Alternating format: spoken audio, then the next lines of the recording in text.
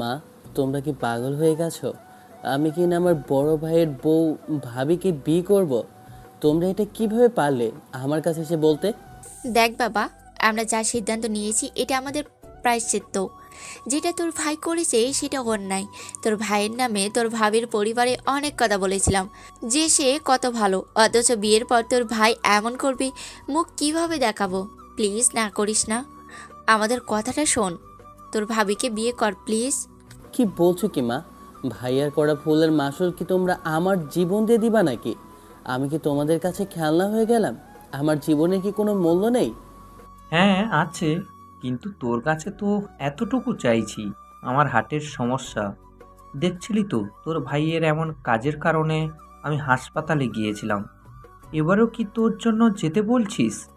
না করিস না বাবা, অনেক বড় মুখ করে সবটা ব্যবস্থা করেছি। কিন্তু তোমরা কি করে ভাবলে আমি কিভাবে ভাবিকে বউ হিসেবে মানব?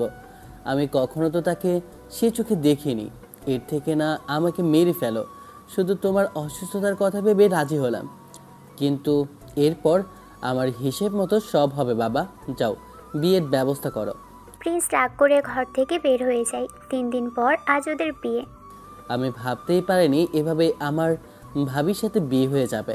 কোথা থেকে যে কি হলো নিজেও চায় না। মা বাবাও দ্বিমত করেনি, এমনকি ভাবির মা বাবাও না। কিন্তু আমি না ঠিক মেনে নিতে পারছি না। কখনো ভাবিকে এভাবে বউ হিসেবে ভাববো কি ভুলেও কল্পনাও করিনি। ঠিক মতো আমি ভাবির সামনেই যেতাম না।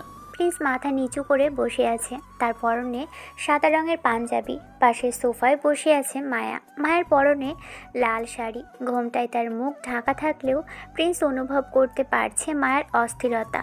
প্রিন্সের মনের ভিতর ঝড় বয়ে যাচ্ছে। সে কোনোভাবেই এই পরিস্থিতি বিশ্বাস করতে পারছে না। তার বড় ভাই পিয়ালের স্মৃতি এখনও এ বাড়িতে টাটকা, অথচ সেই ভাইয়ের স্ত্রীর সঙ্গেই আজ তার বিয়ে হয়ে গেল।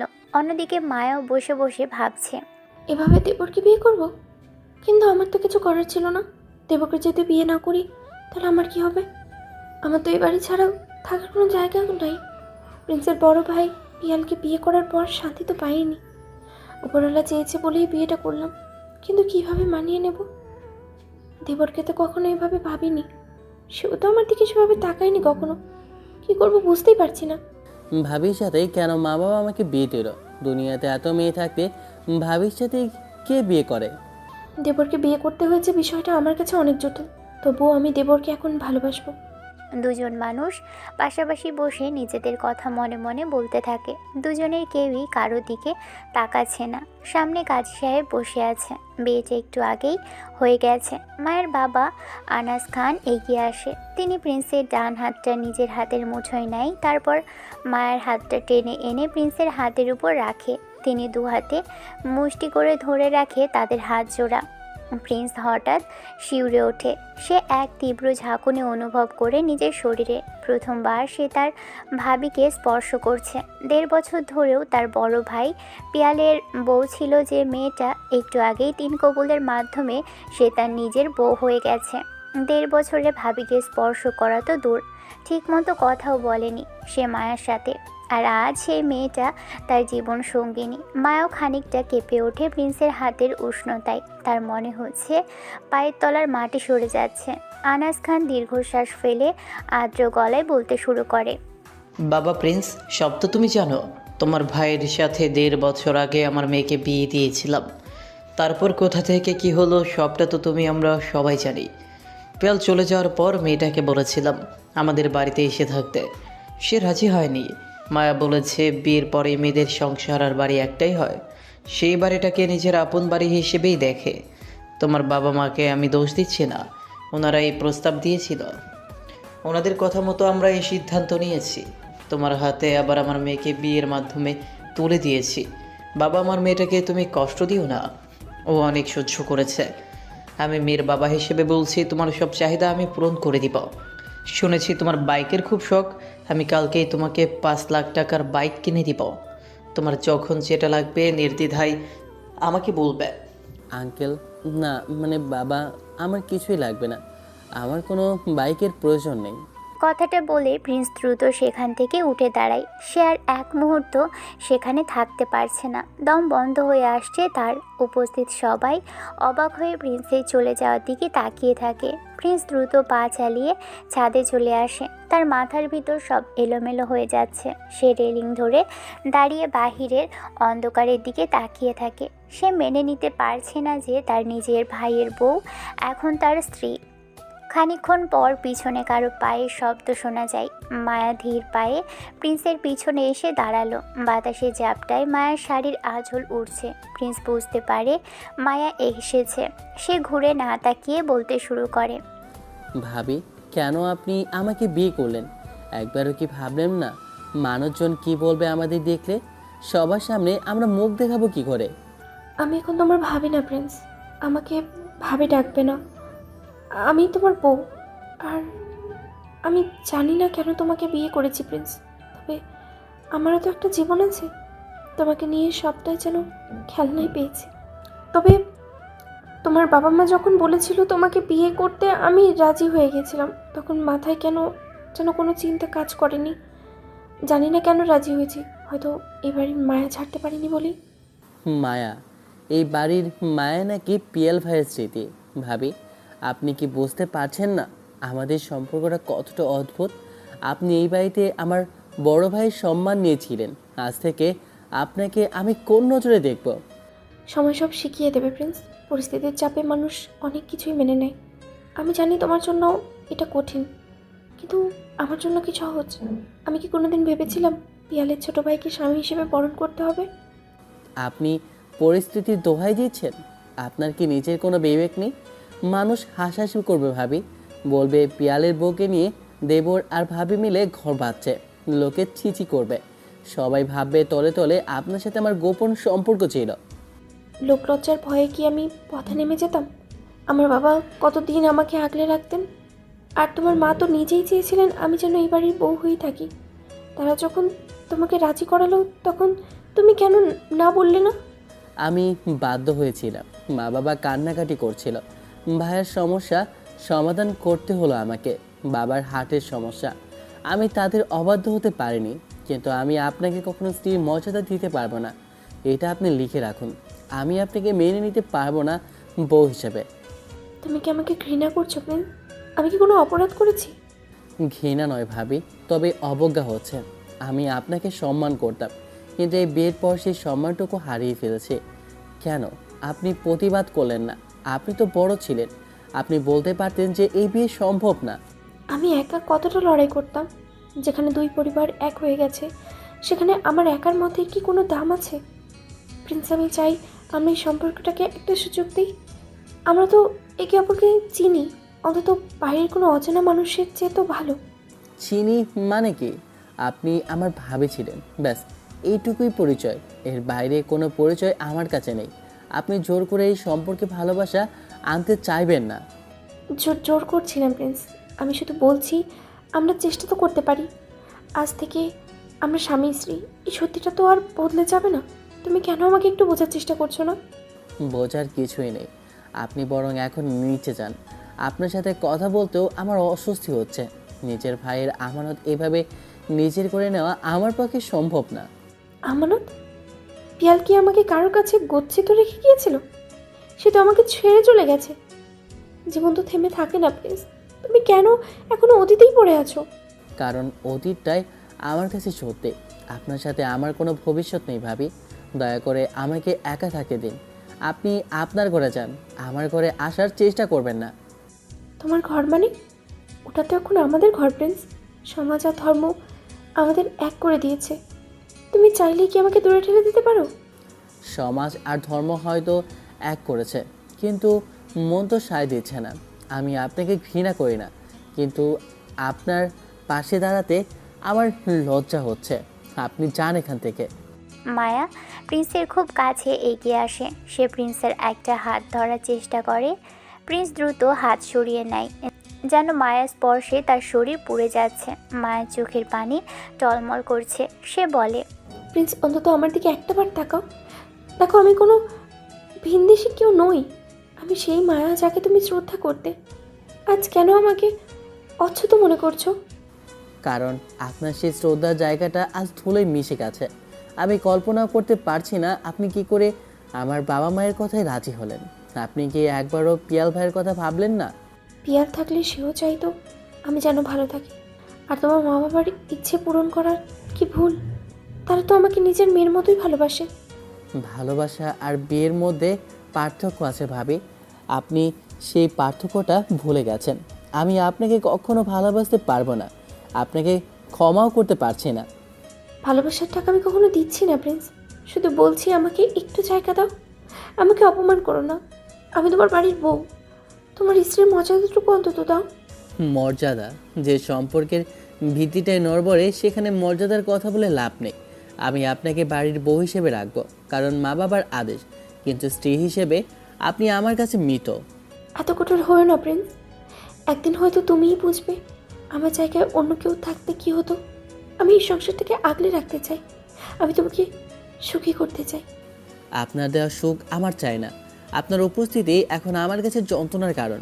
দয়া করে আর কথা বাড়াবেন না, নিচে যান, সবাই খুঁজছে। আমি যাব না, আমি তোমার সাথেই নিচে নামবো। মা বাবারা দেখুক আমরা একসাথে আছি। ওনাদের দেখানোর জন্য আমি অভিনয় করতে পারবো না, আপনি একা যান, আমি পরে আসি। মায়া এক দৃষ্টিতে প্রিন্সের দিকে তাকিয়ে থাকে। তার বুক ফেটে কান্না আসছে, কিন্তু সে নিজেকে সামলে নেয়। সে ধীর পায়ে ছাদ থেকে নেমে যায়। প্রিন্স একলা ছাদে দাঁড়িয়ে বাতাসের ভো ভো শব্দ শুনতে থাকে। তার মনে হচ্ছে আজ থেকে তার জীবনের সব আলো নিভে গেছে। এক অজানা অন্ধকারে সে ডুবে যাচ্ছে। রাত বাড়ে, ড্রয়িং রুমের ভিতর শোরগোল থেমে গেছে। বাড়িতে এখন প্রায় নিস্তব্ধ। প্রিন্স এখনও ছাদের কার্নিস ধরে দাঁড়িয়ে আছে। নিচে যাওয়ার কোনো তাগিদ সে অনুভব করছে না। তার চোখের সামনে বারবার মায়ের মুখটা ভেসে উঠছে। মায়া দেখতে খারাপ তা নয়, বরং মায়া এই এলাকার অন্যতম সুন্দরী মেয়ে হিসেবে পরিচিত।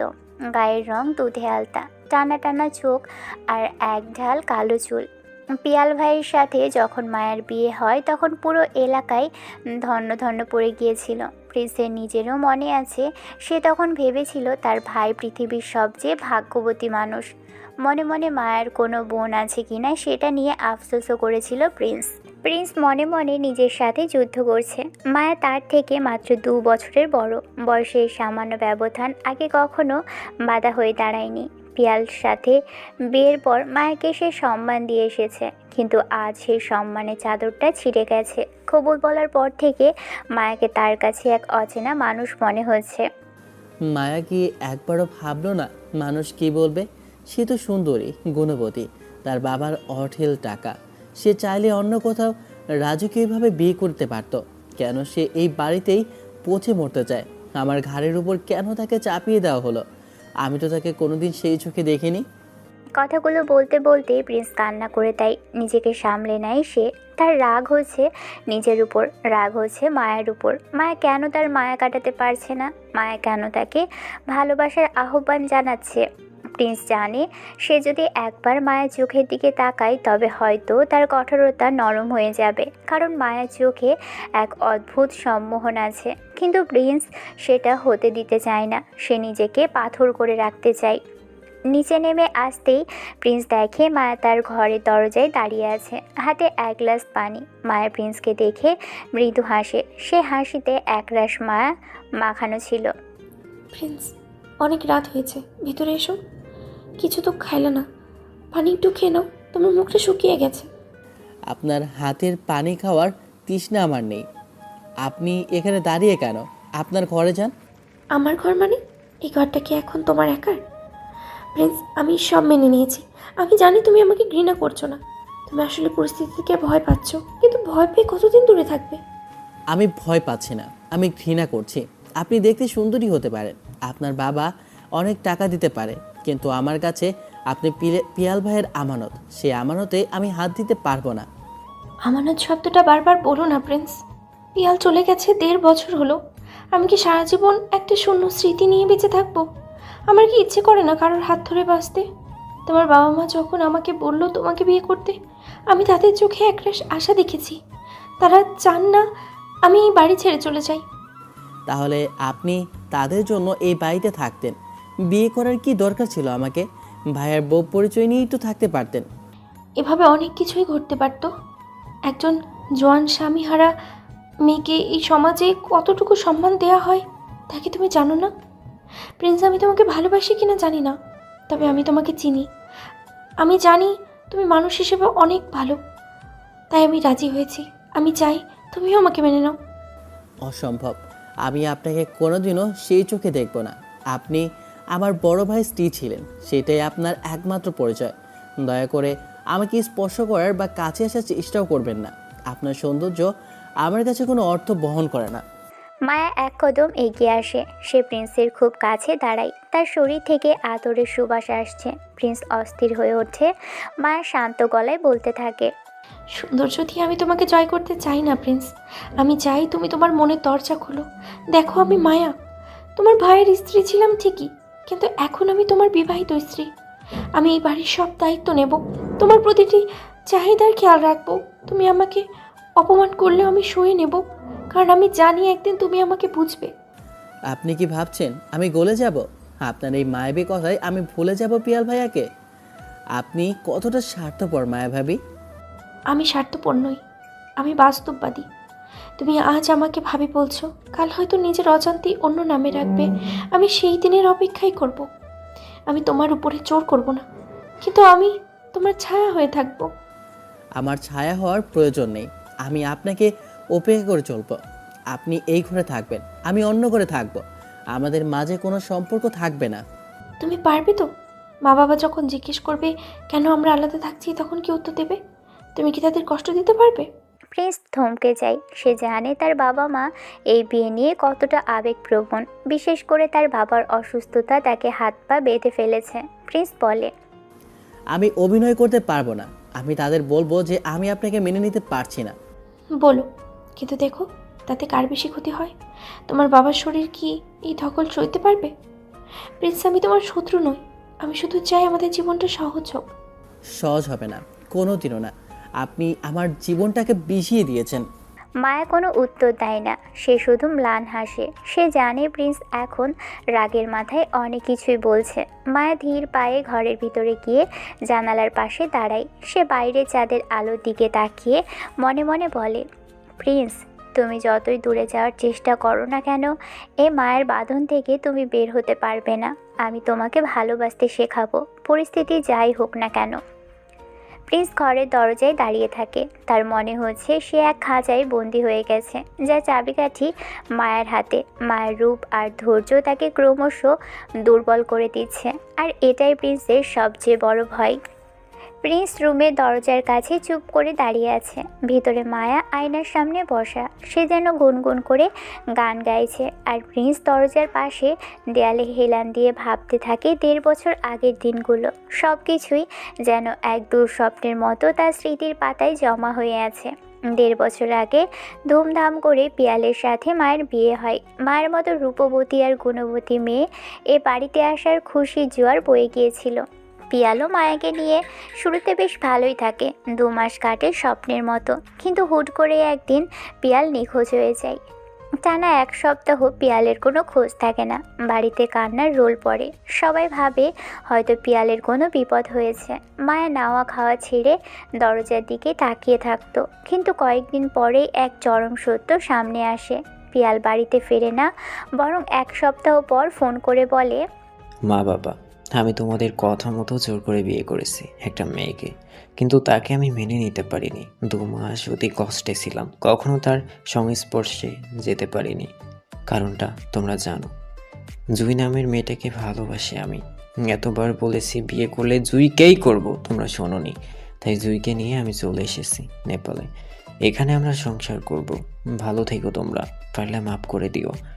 আমার পক্ষে তোমাদের দেখা মেয়েকে মেনে নেওয়া সম্ভব না। যদি পারো তাকে বলিও কোর্ট তালাক করে নিতে। ব্যাস, পিয়াল ফোন কেটে দেয়। এসব শোনার পর পিয়ালের বাবা স্ট্রোক করে, আর মায়া জ্ঞান হারিয়ে পড়ে যায়। পুরো পাড়ায় এই নিয়ে ছিছি পড়ে গিয়েছিল। প্রিন্সের বাবা মা লজ্জায় ঘর থেকে বের হতে পারতো না। মায়ের বাবা আনাস খান যখন খবরটা পায়, তিনি পাগলের মতো ছুটে আসেন। তিনি প্রিন্সের মা বাবাকে উদ্দেশ্য করে অনেক আক্ষেপ আর রাগ প্রকাশ করে।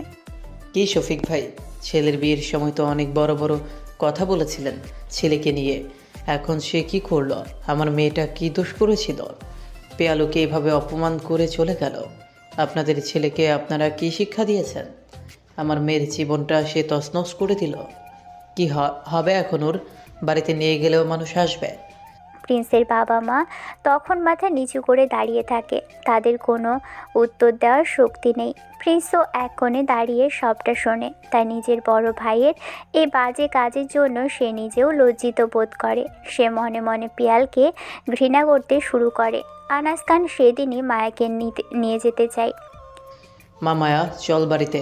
এই বাড়িতে তোর আর কোনো জায়গা নেই। যে ছেলে তোকে সম্মান দেয়নি তার বাড়িতে তুই কেন থাকবি? কোন অধিকার নেই। না বাবা, আমি যাব না। পিয়াল হয়তো ফিরে আসবে, তাকে হয়তো জোর করে কেউ ওই পথে ঠেলে দিয়েছে। আমি তাকে পছন্দ করে ফেলেছি বাবা। আমি এই বাড়ির বউ হয়েই থাকতে। মায়ের এই জেদের কাছে সবাই হার মানে। তারপর প্রায় 1.5 বছর কেটে যায়, কিন্তু পিয়ালের কোনো পাত্তা নেই। পিয়াল ফিরে আসেনি। সে তার নতুন সংসার নিয়ে সুখে আছে। মায়া কিন্তু এই 1.5 বছর একাই কাটিয়েছে। সে কারোর সাথেই ঠিকমতো মেলামেশা করেনি। সারাদিন ঘরের এক কোণে কিংবা ছাদের এক কোণে বসে থাকে। পিয়ালের বাবা মা মায়ের এই কষ্ট আর সহ্য করতে পারে না। একদিন তারা মায়াকে ডেকে বলে, মায়া মা শোনো, অনেক তো হলো, পিয়াল যা করার করেছে, কিন্তু তুমি কেন এভাবে নিজের জীবনটাকে শেষ করে দিচ্ছ? তোমার তো এখনও পুরো জীবন সামনে পড়ে আছে। মা, আমরা চাই তুমি এবার একটা বিয়ে করো, নতুন করে সংসার সাজাও। এভাবে একা কতদিন থাকা যায় বলো? আমরা তোমার বাবা মায়ের সাথে কথা বলেছি, তারা ছেলে দেখছে। মা, আমি আপনাদের কাছে কি কোনো বোঝা হয়ে গেছি? আমি কি এই বাড়িতে থাকলে আপনাদের কোনো সমস্যা হচ্ছে? আমি তো বলেছি আমি বিয়ে করব না। আমি এই বাড়িতেই থাকবো। এই বাড়ি ছেড়ে কোথাও যাব না। না গো মা, কেন বোঝা মনে হবে? তোমাকে তো আমরা আমাদের মেয়ে হিসেবেই মানি। আমাদের নিজের কোনো মেয়ে নেই। তোমাকে পেয়ে আমরা মেয়ের অভাব ভুলেছি, কিন্তু তোমার ভবিষ্যৎ নিয়ে আমরা চিন্তিত। তুমি কষ্ট পাচ্ছ এটা আমরা মানতে পারছি না। তাই তোমার বাবা মা আর আমরা মিলে ভাবছি ভালো কোনো ছেলে থেকে তোমার বিয়ে দেব। আমি এই বাড়িতেই থাকবো বলছি তো। আপনারা আমাকে কেন তাড়াচ্ছেন? এই বাড়ি থেকে আমি কিছুতেই যেতে চাই না। পিয়াল আমাকে ছেড়ে যেতে পারে, কিন্তু আমি এই বাড়ি ছাড়বো না। প্রিন্সের মা তখন আবেগপ্রবণ হয়ে পড়ে। তিনি মায়ের হাত ধরে কেঁদে ফেলল। তার গলার স্বর ভারী হয়ে আসে। দেখো মা, আমার বড় ছেলে যা করেছে তার চরম অন্যায়। সে আমাদের সম্মান ধুলোয় মিশিয়ে দিয়েছে। মাঝে মাঝে মনে হয় তোমাকে যদি ছোট ছেলে প্রিন্সের সাথে আগে বিয়ে দিতাম, তাহলে এমনটা হতো না। আমরা কোনো দিন তো আমাদের সম্মান হারাতাম না। প্রিন্স অন্তত তো পিয়ালের মতো এতটা খারাপ নয়, সে দায়িত্ব নিতে জানে। মায়া হঠাৎ চুপ হয়ে যায়। তার চোখে এক অদ্ভুত চাহনি ফুটে ওঠে। সে কিছুক্ষণ নীরব থেকে গম্ভীর গলায় বলতে শুরু করে, তাহলে ছোট ছেলের সাথে বিয়ে দেন। মা, আপনি যখন বলছেন প্রিন্স দায়িত্বশীল, তবে তার সাথেই আমার বিয়েটা দিন। আমার বাবা মাকেও বলেন, আপনাদের সম্মান ফিরে পেতে এর থেকে বড় ত্যাগ আমার জন্য আর কিছুই হবে না। আমি এই বাড়ির বউ হয়েই থাকতে চাই। মায়ের এই কথা শোনার সাথে সাথে যেন সবার মাথায় আকাশ ভেঙে পড়ে। ড্রয়িং রুমে বসা প্রিন্সের বাবা আর মা একে অপরের দিকে অবাক হয়ে তাকিয়ে থাকে। মায়া এমন একটা প্রস্তাব দিবে তা কেউ কল্পনাও করেনি। পরিবেশটা মুহূর্তেই থমথমে হয়ে গেল। মা মায়া, তুমি কি বলছো? তা কি বুঝতে পারছো? প্রিন্স তোমার থেকে ছোট। তাছাড়া এই সম্পর্কটা সমাজ কিভাবে নেবে? সমাজ নিয়ে আমি ভাবছি না বাবা। আপনার বড় ছেলে কি ভেবেছে এইসব? আমি চাই এই বাড়ির মর্যাদা রক্ষা করতে। আর বয়সের পার্থক্য মাত্র 2 বছরে। পিয়াল যখন আমাকে ছেড়ে যেতে পেরেছে, তখন সমাজ কোথায় ছিল? আপনারা কি চান না আমি এই বাড়িতে থাকি? আমরা তো চাই না, কিন্তু প্রিন্স কি রাজি হবে তাকেও তো জিজ্ঞেস করতে হবে। আর তোমার বাবা আনাস খান কি এটা মেনে নেবেন? আপনারা প্রস্তাব দিয়ে দেখুন। আমার বিশ্বাস বাবা রাজি হবেন, কারণ তিনিও চান আমি সুখে থাকি। এরপর প্রিন্সের মা বাবা প্রিন্সকে সবটা বলে। প্রিন্স তার বাবার অসুস্থতার কথা ভেবে রাজি হতে বাধ্য হয়। প্রিন্স ফ্লোরে বসে এই পুরনো স্মৃতিগুলো ভাবছে আর তার শরীর রাগে রিডি করছে। সে তখন রাজি হতে চায়নি, কিন্তু পরিবারের সম্মান, আনাস খানের করা অপমান, বাবার অসুস্থতা আর মায়ের কান্নাকাটির কাছে তাকে হার মানতে হয়েছে। রাতের নিস্তব্ধতা ভেঙে ঘড়ির কাঁটা এগিয়ে চলে। বাড়ির বাকি সদস্যরা ঘুমিয়ে পড়েছে। প্রিন্স অনেকক্ষণ দরজার সামনে বসে থাকার পর অবশেষে ঘরে প্রবেশ করলো। ঘরের মাঝখানে দাঁড়িয়ে সে এক মুহূর্তের জন্য থমকে যায়। সারা ঘরটা সুন্দর করে সাজানো, বিছানার উপর ছড়ানো গোলাপের পাপড়িগুলো যেন তাকে বিদ্রূপ করছে। মায়া তখন আয়নার সামনে দাঁড়িয়ে নিজের গয়নাগুলো খুলছে। আয়নায় প্রিন্সের প্রতিফলন দেখে মায়া ঘাড় ঘুরিয়ে তাকালো। তার চোখে মুখে এক শান্ত শীতলতা। সে ধীরস্থিরভাবে হাতে চুড়িগুলো টেবিলের উপর রাখতে রাখতে বলে, সারা রাত কি বাইরেই কাটিয়ে দেবে ভেবেছিলে? অনেক তো রাত হলো, এবারে শেষ হয়ে পড়ো। অনেক ধকল গেছে শরীরের ওপর দিয়ে। আসো। প্রিন্স মায়ের দিকে না তাকিয়ে জোরে একটা শ্বাস নিল। ওর চোখে মুখে বিরক্তির রেখা স্পষ্ট।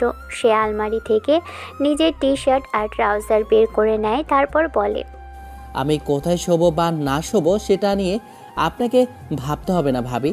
আপনি আপনার মতো ঘুমান, আমি নিজের ব্যবস্থা করে নিচ্ছি। যেহেতু আপনার কথা বুঝে রুমে এসেছি, কিন্তু আপনার সাথে ঘুমাতে পারবো না। আবার সেই ভাবি ডাক। প্রিন্স, তোমাকে কতবার বলবো যে আমাদের বিয়ে হয়ে গেছে? আমি এখন আর তোমার ভাবি নই, আমি তোমার বউ। আমাকে বউ বলে ডাকতে তোমার এত অনীহা কেন? সমাজ আর পরিবারের সামনে আমি এখন তো তোমার অর্ধাঙ্গিনী। বউ, এই শব্দটা উচ্চারণ করতেও আমার লজ্জা হচ্ছে। ভাবিকে কি করে আমি বউ হিসেবে মেনে নেব, যেখানে ভাইয়া এখন আপনাকে ডিভোর্সই দেয়নি? আমার সাথে কিভাবে আপনি বিয়ে করতে পারলেন? আপনার কি একটু লজ্জা শরম নেই? কি করে ভাবলেন যে পিয়াল ভাইয়ের জায়গায় আমি বসবো? মায়ের আয়না থেকে চোখ সরিয়ে সরাসরি প্রিন্সের চোখের দিকে তাকালো। প্রিন্সের এই রুক্ষ কথাগুলো তীরের মতো তার বুকে বিঁধছে, কিন্তু সে হাল ছাড়ার পাত্রী নয়। সে জানে প্রিন্সকে জয় করতে হলে তাকে ধৈর্য ধরতে হবে। ডিভোর্সের কথা কেন তুলছো প্রিন্স? পিয়াল কি আর ফিরে আসবে? সে তো আমাদের ছেড়ে চলে গেছে নিজ ইচ্ছাতেই। বরং তোমার ভাই আমার সাথে অন্যায় করেছে। তোমরা পরিবারের সবাই খারাপ, সবাই বেইমান, তাই না? 1.5 বছর ধরে আমি এই বাড়িতে একলা পড়ে আছি।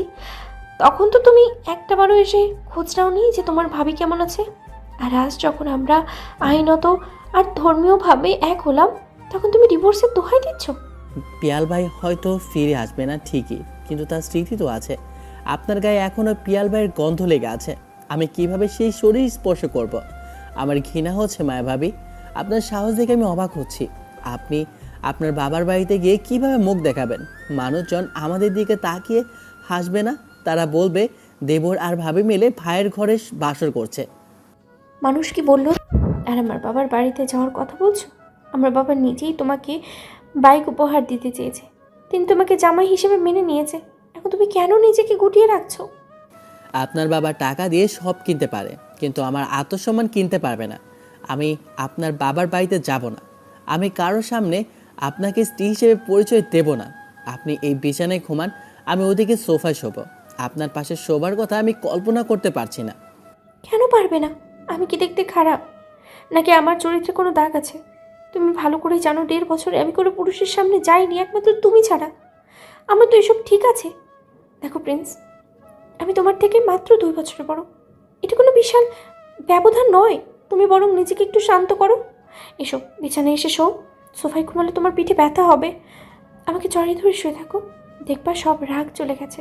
আমি তোমাকে চুমু দিয়ে সারা শরীর গরম করে দেবো। এই থামেন, আপনি এসব কী ধরনের কথা বলছেন? লজ্জা করছে না? সোফায় শুলে ব্যথা হলে হবে তাও ভালো, অন্তত আপনার পাশে শুয়ে পাপের অংশীদার হতে চাই না। আপনি আমার থেকে দূরে থাকুন। আমি সোফাতেই শুয়ে পড়ছি, আপনি আলো নিভিয়ে দিন। মায়া দীর্ঘশ্বাস ফেলে বিছানার এক পাশে বসে। সে এক দৃষ্টিতে প্রিন্সের দিকে তাকিয়ে থাকে। প্রিন্স সোফার উপর বালিশ সেট করছে। মায়ের মনে পড়ে যায় আগের দিনগুলোর কথা। পিয়াল থাকতেও প্রিন্স কখনো তার সামনে আসতো না। মায়া তখন রান্নাঘর থেকে ড্রয়িং রুমে আসতো, প্রিন্স অন্য ঘরে চলে যেত। মায়া একবার চেষ্টা করেছে দেবরের সাথে সহজভাবে কথা বলতে, কিন্তু প্রিন্স সব সময় তাকে এড়িয়ে চলেছে। পিয়াল হাসতে হাসতে বলতো যে প্রিন্স নাকি খুব লাজুক, তাই ভাবির সামনে আসতে লজ্জা পায়। প্রিন্স, তুমি কি মনে করো আমি খুব সুখে আছি? আমি কি শখ করে তোমাকে বিয়ে করেছি? আমারও তো একটা সম্মান আছে, কিন্তু পরিস্থিতির চাপে পড়ে আজ আমি তোমার দরজায় এসে দাঁড়িয়েছি। তুমি যদি আমাকে একটু সাহায্য করো, তবে আমরা দুজনেই এই সব থেকে মুক্তি পেতে পারি। সাহায্য? কি সাহায্য চান আপনি? আমি আপনাকে বিয়ে করেছি, এটা কি সব থেকে বড় সাহায্য নয়? আপনার থাকার জায়গা নিশ্চিত করেছি, মা বাবার মান সম্মান রক্ষা করেছি। এর বেশি আর কিছু আমার পক্ষে সম্ভব না। আমি শুধু মাথা গোছার ঠাঁই চাই প্রিন্স। আমি একটি সুস্থ স্বাভাবিক জীবন চাই। আমি চাই তুমি আমাকে একটু ভালোবাসা দাও। অন্তত করো না। তুমি যেভাবে আমাকে অপমান করছো তাতে আমার মরে যেতে ইচ্ছে করছে। মরে গেলেই তো লেটা চোখে দিত। কেন রাজি হলেন এই বিয়েতে? কেন বললেন না যে আমি প্রিন্সকে বিয়ে করতে পারবো না? আপনি সুন্দরী, আপনার অনেক ভালো জায়গাতে বিয়ে হয়ে যেত। সেই সৌন্দর্যতা দিয়ে অন্য কাকে বিয়ে করে চলে যেতেন। সৌন্দর্য? এই সৌন্দর্য দিয়ে কি হবে যদি আমার আপন মানুষটাই আমাকে পর করে দেয়? প্লিজ তুমি একবার আমার চোখের দিকে তাকিয়ে দেখো, আমি কি সত্যি এত অপরাধী? আপনার চোখের দিকে তাকালে আমার পিয়াল ভাইয়ের কথা মনে পড়ে। ভাইয়া আপনাকে বিয়ে করেছিল। তুমি বারবার পিয়ালের কথা কেন নিচ্ছ? পিয়াল নেই, এটা সত্যি। আর আমি তার স্ত্রী ছিলাম, এটাও সত্যি। কিন্তু এখন আমি তোমার স্ত্রী। তুমি কেন বারবার অতীতকে টেনে আনছো? কারণ অতীত ছাড়া আমার কোনো অস্তিত্ব নেই। আমি আজীবন পিয়াল ভাইয়ের ছোট ভাই হয়ে থাকতে চাই, আপনার স্বামী হয়ে নয়। আপনি এখন আলো নিবান, আমি আর একটা কথাও শুনতে চাই না। মায়া দেখল প্রিন্স সোফায় শুয়ে উল্টো দিকে ফিরে আছে। মায়া উঠে গিয়ে ঘরের আলোটা নিভিয়ে দেয়। জিরো বাল্বের নীল আলোয় ঘরটা এক মায়াবী রূপ নেয়। মায়া বিছানায় শুয়ে জানালার দিকে তাকিয়ে থাকে। তার মনে পড়ে যায় সেই দিনগুলোর কথা, যখন সে প্রথম এই বাড়িতে বউ হয়ে এসেছিল। সে মায়াকে দেখলে চলে যেত। মায়া ভাবতো একদিন হয়তো দেবর ভাবির সম্পর্কটা খুব মধুর হবে। অন্যদিকে সোফায় শুয়ে প্রিন্সের চোখেও ঘুম নেই। সে ভাবছে মায়ের কথা। মায়ের সত্যি অনেক সুন্দরী। পাড়া ছেলেরা মায়ের দিকে হাঁ করে তাকিয়ে থাকতো। পিয়াল ভাই গর্ব করে বলতো যে তার বউ পরীর মতো দেখতে। প্রিন্স তখন কথাগুলো শুনতো আর মনে মনে হাসতো। সে কখনো মায়ের সৌন্দর্যের দিকে ফিরেও তাকায়নি। তার কাছে মায়া ছিল সির্ফ ভাবি হিসেবে সম্মানের কেউ। আজ সেই সম্পর্কটা নেই। কাল সকালে যখন মা আসবে তখন কি জবাব দেব?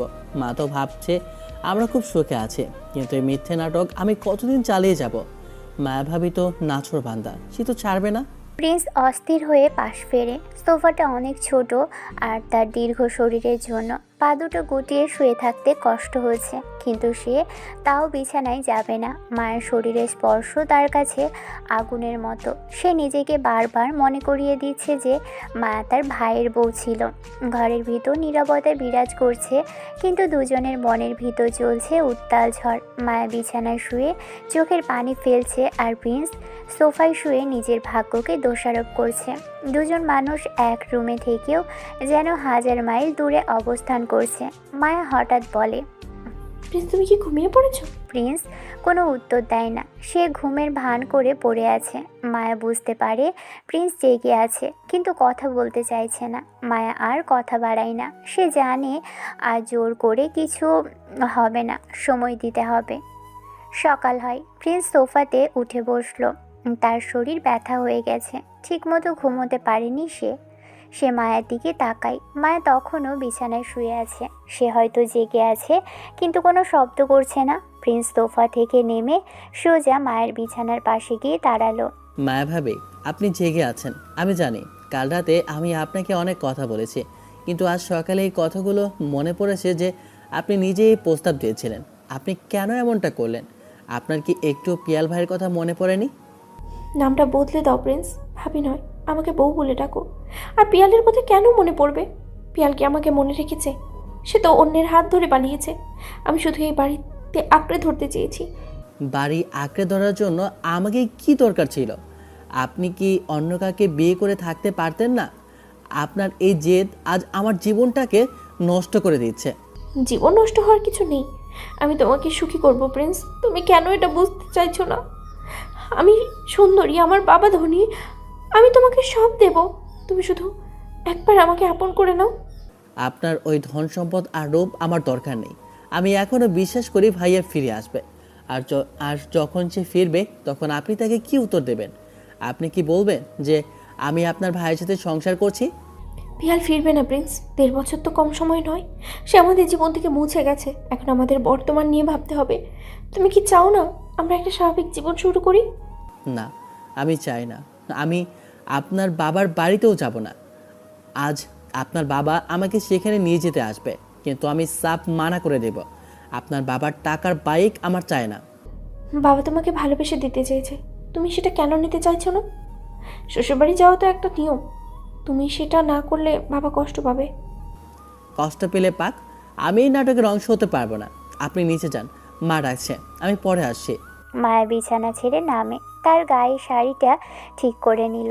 সে আয়নার সামনে দাঁড়িয়ে নিজেকে দেখে। সকালের কড়া রোদ উঠোনে আছড়ে পড়ছে। বাড়ির সামনে একটা নতুন স্পোর্টস বাইক দাঁড়িয়ে আছে। নীল রঙের এই দামি বাইকটা দেখলে যে কারোরই চোখ কপালে উঠবে। মায়ের বাবা আনাস খান আজ সকালে নিজেই এই বাইকটা নিয়ে এসেছে প্রিন্সের জন্য। তিনি বেশ তৃপ্তির হাসি দিয়ে সোফায় বসে চা খাচ্ছেন। প্রিন্স ধীর পায়ে সিঁড়ি দিয়ে নিচে নেমে আসতেই আনাস খান উজ্জ্বল মুখে উঠে দাঁড়ালো।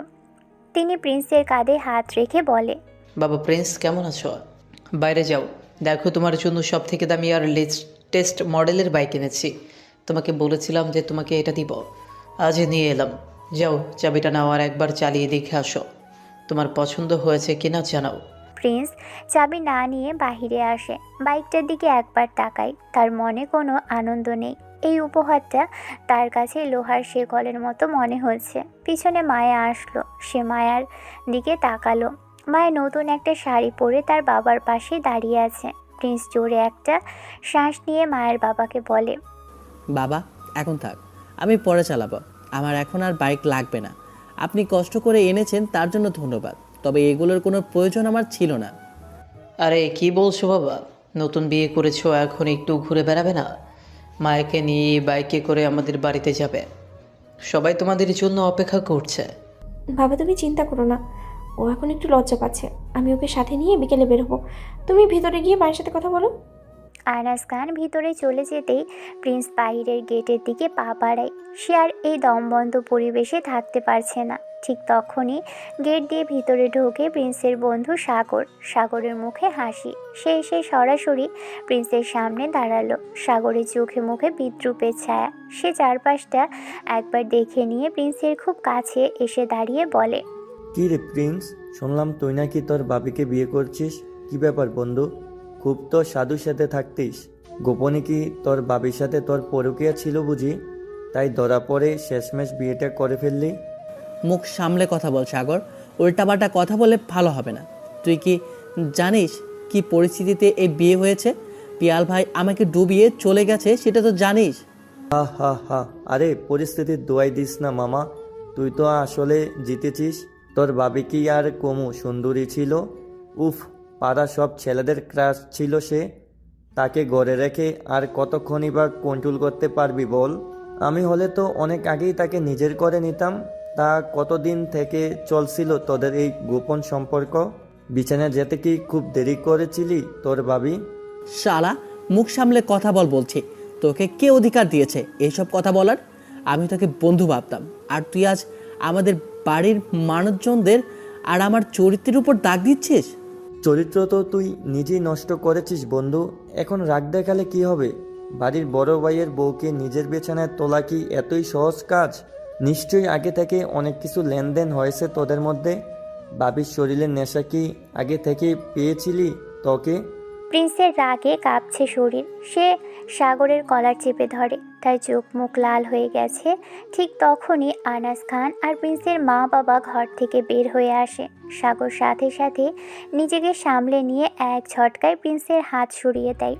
সে এক মুহূর্তের জন্য মায়ের দিকে তাকিয়ে একটা নোংরা হাসি দিয়ে প্রিন্সের কানের কাছে মুখ এনে বলে, শেষমেশ বাবিকে বিয়ে করে ফেললি, ভালো মাল পেয়েছিস রে। কথাটা বলে দ্রুত চলে যায় সে। প্রিন্স তখনও থরথর করে কাঁপছে রাগে। তার মনে হচ্ছে সে এখন এই পৃথিবীর সবচেয়ে অপদার্থ মানুষ। মায়া দ্রুত হেঁটে এসে প্রিন্সের হাত শক্ত করে ধরে। প্রিন্স সাথে সাথে নিজের হাত ছাড়িয়ে নেওয়ার জন্য ছটফট করতে শুরু করে। হাত ছাড়ুন আমার, মানুষজন দেখছে তো। দেখো, তাতে কি? লোকজনের তাকানো দিয়ে আমি কি করব? এই, আপনি তো দেখি ভারী পাজি মেয়ে, এতটা নাছোড়বান্দা কেন আপনি? হাত ছাড়ুন, এমনিতেই মেজাজ অনেক খারাপ হয়ে আছে, আর মেজাজ খারাপ করতে চায় না। হাত ছাড়বো না প্রিন্স, তোমার আমার মা বাবা ওদিকে তাকিয়ে আছে। তুমি যদি এখন হাত ছাড়িয়ে নাও তারা মনে কষ্ট পাবে। আমাদের শান্ত থাকতে হবে। মানুষের কথায় কান দিও না, তারা তো তাকাবেই এখন। শান্ত থাকবো কিভাবে? আমার বন্ধু বাজে কথা বলে গেছে, আমাকে পরকের অপবাদ দিয়ে গেছে, আমি নাকি আপনার শরীরের জন্য পাগল ছিলাম। ছি, আপনি কি বুঝতে পারছেন আমি এখন কোন জাহান্নামে বাস করছি? আমি জানি তোমার কষ্ট হচ্ছে, কিন্তু এখন থেকে আমি আছি তোমার পাশে। আমরা যখন ঘরের ভেতরে যাব তখন তুমি আমার উপরে রাগ ছেড়ো। এখন চলো, আমাদের বাবার বাড়িতে যেতে হবে। রেডি হবো, চলো। প্রিন্সকে টেনে আনে মায়া। প্রিন্স কিছু বলতেও পারে না। দুপুর পেরিয়ে বিকেল হয়। বিকেলে মায়াকে নিয়ে প্রিন্স তাদের শ্বশুর বাড়িতে আসলো। সেখানেও সবাই প্রিন্স আর মায়াকে অন্য নজরে দেখতে থাকে। আড়ালে কথা বলতে থাকে প্রিন্সকে নিয়ে। প্রিন্স রুমে সেই যে ঢুকেছে আর বের হয়নি। কিছু সময় পর মায়ের রুমে ঢোকে। মায়ের রুমের দরজাটা ভিতর থেকে আটকে দেয়। সে তার গায়ের আঁচলটা আলগা করে প্রিন্সের দিকে এগিয়ে এসে বলে, আচ্ছা, একটা দিন তুমি শুধু আমার থেকে দূরে দূরেই থেকেছো, এমনকি আমার দিকে একবার তাকাও নি। আমি কি দেখতে খুব কুৎসিত হয়ে গেছি, নাকি আমার প্রতি তোমার কোনো আকর্ষণ নেই? আকর্ষণ? আপনি কি পাগল হয়ে গেছেন মায়া ভাবি? আপনার প্রতি আমার কোনো আকর্ষণ কোনোদিনও ছিল না, আর কোনোদিন হবেও না। আপনি কেন বারবার আমার কাছে আসার চেষ্টা করছেন? মায়া প্রিন্সের খুব কাছে এসে তার গলার উপর ঝুঁকে পড়ে। তার ঘন নিঃশ্বাস প্রিন্সের গলায় আঁচড়ে পড়ছে। মায়ের চোখে এক আদিম নেশা খেলা করছে। সে প্রিন্সের কলার ধরে নিজের দিকে টেনে আনে, তারপর বলে, আমাকে ভাবি বলে বন্ধ করো প্রিন্স, আমি এখন তোমার বউ। এই শরীর এখন তোমার। তুমি কেন নিজেকে আটকে রাখছো? আমি জানি তোমার মনের ভিতরে কি চলছে। তুমিও আমাকে চাও, কিন্তু সমাজ আর মানুষের কথার ভয়ে পিছিয়ে যাচ্ছ। না, আমি আপনাকে চাই না, দূরে যান। আপনি আমার কাছে বিষের মতো মনে হয়। আপনার স্পর্শে আমার ঘৃণা হচ্ছে। দয়া করে আমার থেকে দূরে থাকুন। আমি সারা রাত এই সোফায় থাকবো, আপনি আপনার বিছানায় যান। বিছানায় আমি একা যাবো না, আজ রাতটা আমাদের হওয়া উচিত। প্লিজ, তুমি কি বুঝতে পারছো না আমি কতটা কাতর তোমার জন্য? আমি 1.5 বছর ধরে তৃষ্ণার্ত হয়ে আছি। তুমি কি পারো না আমাকে একটু শান্তি দিতে? আর কত একা থাকবো বলো? মায়া আবার প্রিন্সকে জড়িয়ে ধরার চেষ্টা করে। সে প্রিন্সের পিঠে নিজের নখ বসিয়ে দেয়। মায়ের গলার স্বর এখন অনেক গম্ভীর আর মাদকতাপূর্ণ হয়ে গেল। শোনো প্রিন্স, আমাদের এই বন্ধনটা কেউ ছিঁড়তে পারবে না। আমি তোমাকে এমন করে জাগতে নিয়ে যাব যেখানে পিয়াল নেই, সমাজ নেই, কেউ নেই। তুমি শুধু একবার আমার চোখে চোখ রাখো। আমার এই রূপ কি তোমার মনে একটুও দোলা দেয় না? থামুন বলছি। আপনি নিজেকে কতটা নিচে নামাতে পারেন আমি তা আজ বুঝতে পারছি। আপনার রূপ আমার কাছে কোনো মূল্য রাখে না। আপনি আমার ভাইয়ের স্ত্রী ছিলেন, এটাই বড় সত্য। আমি কোনো দিন আপনাকে স্পর্শও করব না। স্পর্শ করবে না?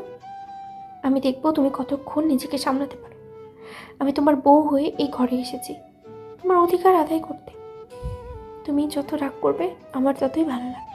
মায়া প্রিন্সের কানের কাছে গিয়ে ফিসফিস করে কামুক সুরে কথা বলে। প্রিন্স রাগে আর অপমানে লাল হয়ে যায়। সে মায়াকে এক ঝটকায় দূরে সরিয়ে দিল।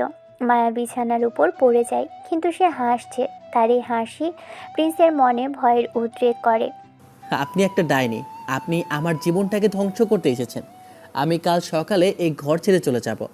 আমি আপনার সাথে এক ছাদে নিচে থাকতে পারবো না। যেতে চাইলে যাও, কিন্তু যেখানেই যাও না কেন আমার এই শরীরের গন্ধ তোমার পিছু ছাড়বে না। আজ না হয় কাল তোমাকে আমার কাছে ফিরে আসতেই হবে। আমি মায়া, আমি তোমাকে নিজের মায়ের জালে এমনভাবে বাঁধবো যে তুমি পালানোর পথ খুঁজে পাবে না। প্রিন্স সোফায় বসে নিজের কানে হাত দিয়ে চোখ বন্ধ করে ফেলে। সে মায়ের কোনো কথাই শুনতে চায় না, কিন্তু মায়ের সেই খিলখিল হাসি আর শরীরের উগ্র সুবাস সারা ঘরে ছড়িয়ে পড়েছে। প্রিন্স বুঝতে পারছে সে এক মরণ ফাঁদে পা দিয়েছে। সেখান থেকে মুক্তি পাওয়া প্রায় অসম্ভব। বাইরে মুষলধারে বৃষ্টি শুরু হয়েছে। জানালার কাছে বৃষ্টির ঝাপটা লেগে এক অদ্ভুত শব্দ তৈরি করছে। ঘরের ভিতর ঘড়ির কাঁটার টিকটিক শব্দ ছাড়া আর কোনো শব্দ নেই। প্রিন্স সোফায় বসে অন্ধকারের দিকে তাকিয়ে থাকে। তার বুকটা অভিমানে আর অপমানে ফেটে যাচ্ছে, কারণ মায়ের বাড়িতে আসার পর মায়ের ভাবি প্রিন্স আর মায়াকে নিয়ে আড়ালে ফোনে কারোর সাথে কথা বলছিল। সেখানে মায়ের ভাবি বলছিল, জানো মা, আমার না একটা ননদ আছে, মায়া নাম। ওর দেবরের সাথে বিয়ে হয়েছে। আমার মনে হয় ওর দেবরের সাথে ওর গোপন সম্পর্ক ছিল। মেয়েটা মনে হয় পেট বাঁধায় এখন উপায় না পেয়ে বিয়ে করে ফেলেছে। আর ছেলেটাও কেমন স্বভাবের দেখো, ভাবিকে সুযোগ পেয়ে বিছানায় ডেকে নিয়ে গেছে, আর মেয়েটাও নির্লজ্জের মতো দেবরের সাথে বিয়ে করে নিল। প্রিন্স এসব শুনে আরও কষ্ট পায়। সে সোফা থেকে উঠে একবার বিছানার দিকে তাকালো। খুবই মন খারাপ লাগছে ওর। নীল বাতির আবছা আলোয় দেখা যায় মায়া গভীর ঘুমে আচ্ছন্ন। তার আলুয়ায়িত কেশ আর শান্ত মুখটা দেখে মনে হচ্ছে সে পৃথিবীর সব সুখ জয় করে নিয়েছে। কিন্তু প্রিন্সের মনে হচ্ছে সে এক জ্বলন্ত আগ্নেয়গিরির উপর বসে আছে।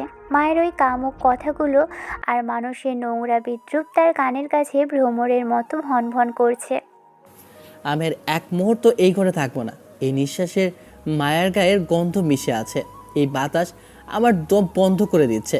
আমি কোথায় যাব জানি না, তবে এইসব ছেড়ে আমাকে বের হতেই হবে। প্রিন্স দরজার দিকে এগিয়ে যায়। মায়া যেন টের না পায় সেভাবেই সে দরজার খিল খোলে। বাইরে আসতেই ঠান্ডা বৃষ্টির ঝাপটা তার মুখে লাগে। উঠোনে বৃষ্টির পানিতে ভিজে চকচক করছে সেই নতুন নীল রঙের স্পোর্টস বাইকটা। চাবিটা তার পকেটেই রয়ে গেছে। আনাস খানের দেওয়া সেই উপহার এখন যেন তাকে উপহাস করছে। প্রিন্স কোনো কিছু না ভেবেই বাইকের কাছে গিয়ে দাঁড়ায়। সে চাবিটা স্টার্টে দেয়। ইঞ্জিনের শব্দ বৃষ্টির শব্দের সাথে মিশে একাকার হয়ে গেছে। সে গেট খুলে রাস্তায় বেরিয়ে পড়ে। রাস্তা একদম জনমানব শূন্য। চারদিকে ঘুটঘুটে অন্ধকার আর বৃষ্টির অঝোর ধারা। প্রিন্স বাইকের গতি বাড়িয়ে দিল। বৃষ্টির ঝাপটা তার শরীরে তীরের মতো বিঁধছে। তার চোখ দিয়ে অনবরত পানি পড়ছে। বৃষ্টির পানি নাকি চোখের পানি সে নিজেই জানে না। সে শুধু ভাবছে মানুষের সেই কথাগুলো। পরকীয়া ছিল বুঝি?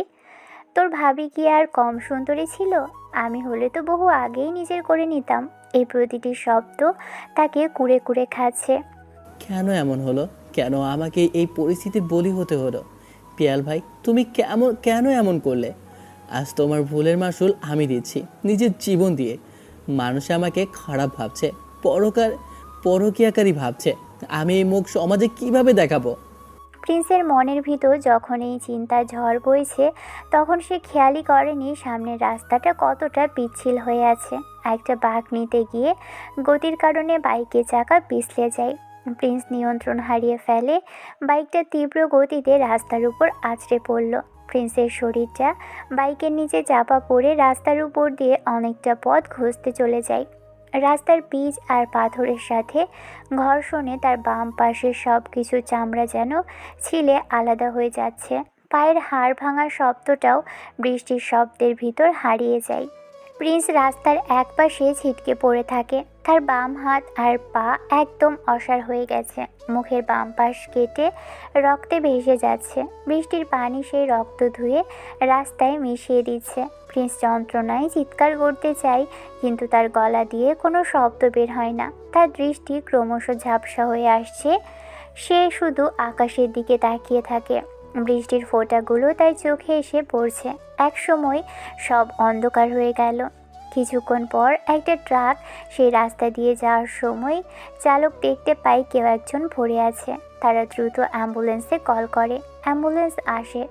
প্রিন্সকে হসপিটালে নিয়ে যাওয়া হয়। হসপিটালে জরুরি বিভাগে প্রিন্সকে নেওয়া হলো। তার অবস্থা অত্যন্ত আশঙ্কাজনক। ডক্টররা দ্রুত তার পকেট থেকে ফোন বের করে। ফোনে কোনো লক নেই, তাই সোজা তারা কন্ট্রাক্ট লিস্টে মা বাবার নামে সেভ করা নাম্বারে কল দিল। আসসালামু আলাইকুম, আমি সিটি হাসপাতাল থেকে বলছি। এই ফোনের মালিক একটি ভয়াবহ অ্যাক্সিডেন্ট করেছে। তার অবস্থা খুব খারাপ। আপনারা দয়া করে দ্রুত হাসপাতালে চলে আসুন। খবরটা পাওয়া মাত্রই বাড়িতে যেন বজ্রপাত হয়। প্রিন্সের বাবা মা সাথে সাথে মায়াকে কল দেয়। সবাই যেন সবটা শুনে পাগলের মতো হসপিটালে ছুটে আসে। আনাস খান আর তার পরিবারের সবাইও সেখানে পৌঁছলো। সেখানে কান্নার রোল পড়ে গেছে। মায়া অপারেশন থিয়েটারের দরজার সামনে বসে কাঁদতে থাকে। তার গায়ের শাড়ি ভেজা চুলগুলো এলোমেলো। সে নিজের চুল টেনে টেনে বিলাপ করতে শুরু করে। ও গোপরালা, আমার কপালে কি শুধু দুঃখই লিখে রেখেছ? প্রথমবার একজনকে বিয়ে করেছিলাম, সে আমাকে অপমান করে পালিয়ে গেল। এবার আবার একজনকে বিয়ে করলাম, যার সাথে নতুন করে বাঁচার স্বপ্ন দেখেছিলাম। সেও কি আমাকে ছেড়ে চলে যাবে? আমার জীবনটা এমন কেন? আমি কেন বারবার একা হয়ে যাচ্ছি? প্লিজ তুমি আমাকে ছেড়ে যেও না। আমি তোমাকে আর জ্বালাবো না। আমি আর কোনোদিনও তোমার কাছে আসবো না। তুমি শুধু একবার সুস্থ হয়ে আসো। ঘন্টা 2 পর ডক্টর অপারেশন থিয়েটার থেকে বেরিয়ে আসে। তার চোখ মুখ গম্ভীর। তিনি জানান প্রিন্সের প্রচুর রক্তের প্রয়োজন। তার রক্তের গ্রুপ ও নেগেটিভ, যা দ্রুত দুষ্প্রাপ্য। মায়ার সাথে সাথে উঠে দাঁড়ায়, বলে, ডাক্তার সাহেব, আমার রক্তের গ্রুপও ও নেগেটিভ। আপনি আমার শরীর থেকে যত ইচ্ছে রক্ত নিন, তবুও ওকে বাঁচান। ওর কিছু হলে আমি বাঁচবো না। নার্সরা মায়াকে নিয়ে যায়। মায়া নিজের শরীর থেকে রক্ত দিল। তার শরীর দুর্বল হয়ে পড়লেও সে ওখান থেকে নড়ে না। রক্ত দেওয়া শেষ করে সে সরাসরি প্রিন্সের কেবিনের সামনে গিয়ে বসে থাকে। প্রিন্সকে তখন আইসিইউ থেকে জেনারেল কেবিনে আনা হয়েছে, কিন্তু তার জ্ঞান এখনও ফেরেনি। তার পুরো শরীর ব্যান্ডেজে মোড়ানো, মুখের এক পাশটা সেলাই করা হয়েছে, যা দেখতে বেশ বীভৎস লাগছে। কিন্তু মায়ের চোখে সেই বীভৎসতা নেই। সে প্রিন্সের মাথার কাছে বসে তার সুস্থ হাতটা নিজের দু হাতের ভিতর আগলে রাখে। পরের দিন সকাল, জানালার ফাঁক দিয়ে রোদের ঝিলিক প্রিন্সের মুখে এসে পড়ে। প্রিন্স খুব ধীরে ধীরে চোখের পাতা খোলে। তার সারা দেহে এক তীব্র যন্ত্রণা অনুভব হয়। সে ভালো করে নড়তে পারছে না। তার বাঁ হাত আর পা প্লাস্টারে মোড়ানো। সে আবছাভাবে দেখতে পায় তার মাথার কাছে কেউ একজন বসে আছে। দৃষ্টি পরিষ্কার হতেই সে মায়াকে চিনতে পারে। মায়া চুপ করে তার দিকেই তাকিয়ে আছে।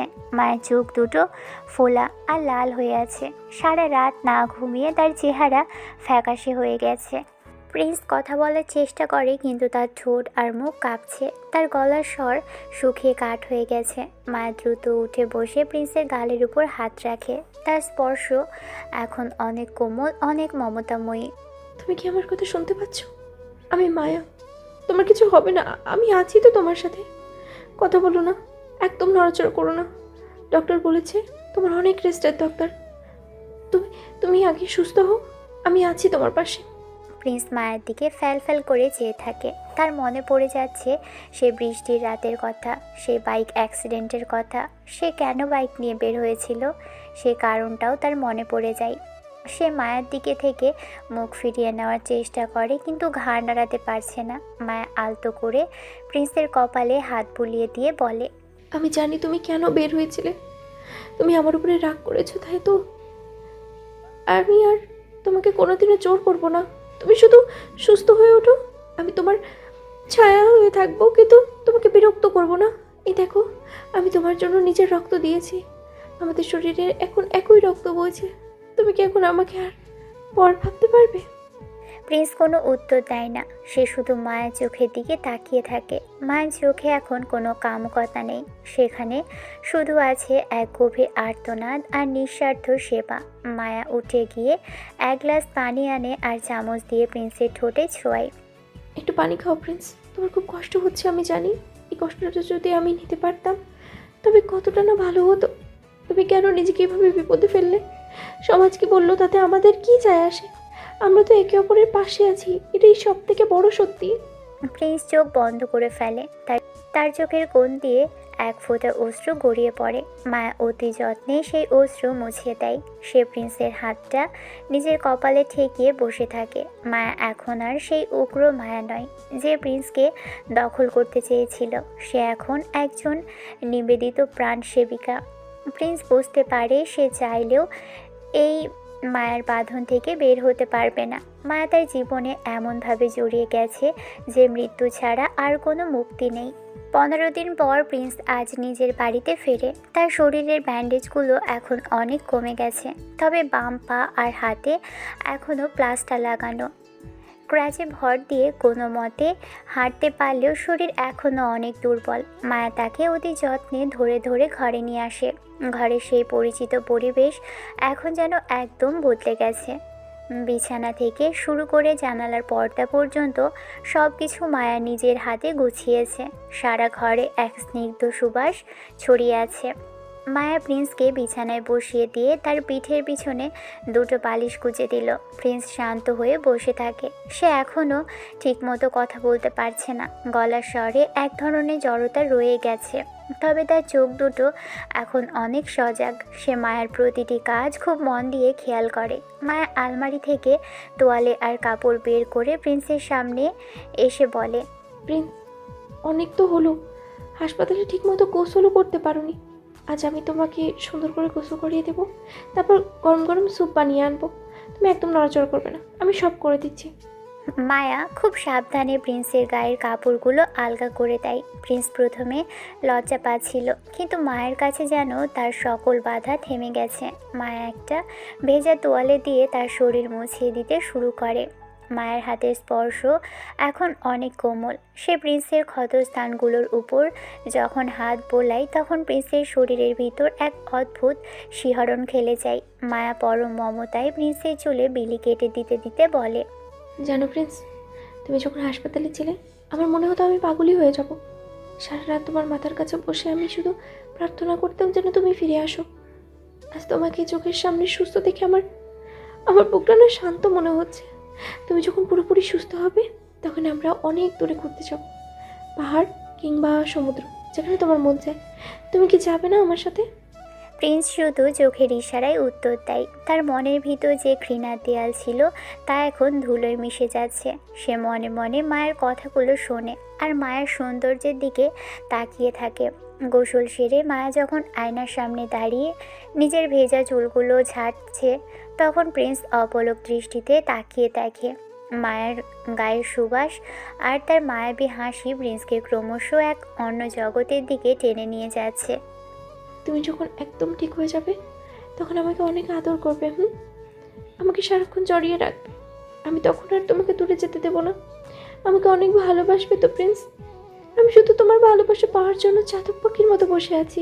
মায়ের এই রোমান্টিক আর আদুরে কথাগুলো প্রিন্সের কানে মধু বর্ষণ করছে। সে মনে মনে ভাবছে, যে মেয়েটা আমার জন্য নিজের রক্ত দিয়েছে, নিজের আরাম বিসর্জন দিয়েছে, তাকে আমি এখন কিভাবে অস্বীকার করব। পিয়াল ভাইয়ের কথা এখন আর আগের মতো আমার মনে কাটা হয়ে বিচ্ছে না, বরং মায়ের প্রতি এক গভীর আকর্ষণ আমার নিজের হৃদয়ে অনুভব করছি। মায়া, তুমি সত্যিই আমাকে তোমার মায়ার জালে আটকে ফেলেছ। আমি চাইলেও আর তোমাকে ঘৃণা করতে পারছি না। তোমার প্রতি আমার এত প্রেম কেন জাগছে?